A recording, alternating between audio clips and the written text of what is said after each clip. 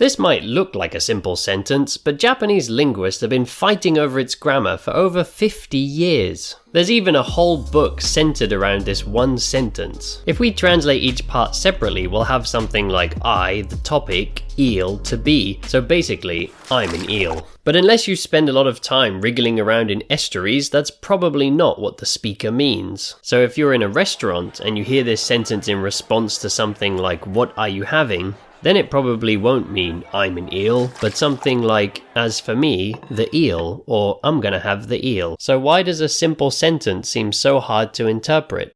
Well, some Japanese linguists believe it's because explanations of Japanese grammar have been too Eurocentric. The American linguist Noam Chomsky said, in normal conditions, all humans develop languages in the same way, and that results in all languages having universal grammar rules.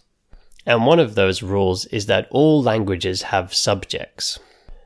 But in Japanese, this rule seems to break down even in simple sentences like "Zou wa hana ga nagai," which in natural English could be elephants have long noses, and we can clearly see the subject is elephants. But in Japanese, it isn't that easy. Once again, there's a whole book focused on this sentence too. If you ask Japanese people what the subject of this sentence is, a lot of them first respond with elephant.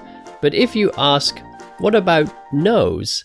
Then they often say, nose. But then again, if you ask them, so what about elephant? Then they'll say, elephant.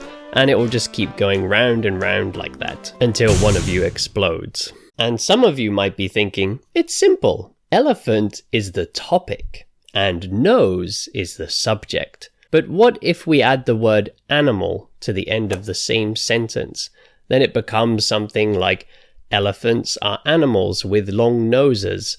So now elephant would be the subject. But again, what about nose? So the writer of the book I just showed you, Mikami Akira, said that Japanese doesn't have subjects. It has subject complements. And to that, some other linguists said, well, can't we just call them subjects? But Mikami said the problem with that is it makes us think that we need a subject. And he said that Japanese grammar can be much more simple if we just think of Japanese as having 3 main sentence types. And a lot of Japanese teachers actually agreed with him. He said these 3 sentence types are noun type, adjective type, and verb type. And these are all complete sentences in Japanese, so he said that everything else is just a modification. So this goes against what most of us have learned about Japanese grammar. Most of us will have learned that in a sentence like this, home is the location, Yumiko is the subject, and breakfast is the object. But Mikami would have disagreed with that. He would have said that this is one of the 3 sentence types, in this case a verb type,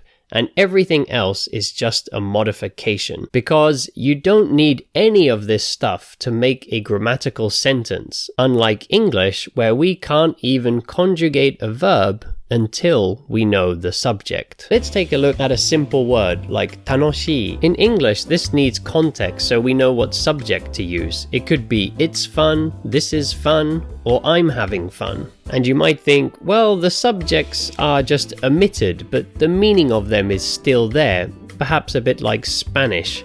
But in fact, adding an object will often change the nuance of the original sentence. And the essence of a word like tanoshii becomes clear when we take a look at the origin of the word. So it comes from the word tanoshikari, which was a contraction of the word tanoshiku-ari, which just means fun exists.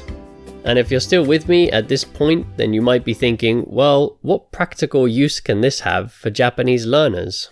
Well, personally, I think it can be useful to think of Japanese grammar in the common way of having subjects and objects. Of course, that helps with learning how particles work. But to speak and understand natural Japanese, I think it's important to try to keep in the back of our minds these ways in which Japanese and English can be totally different. And sometimes taking a step back and looking at the languages as a whole in a more general sense can help us to see these things. But the only way we can really get to grips with these differences is by getting a lot of natural input.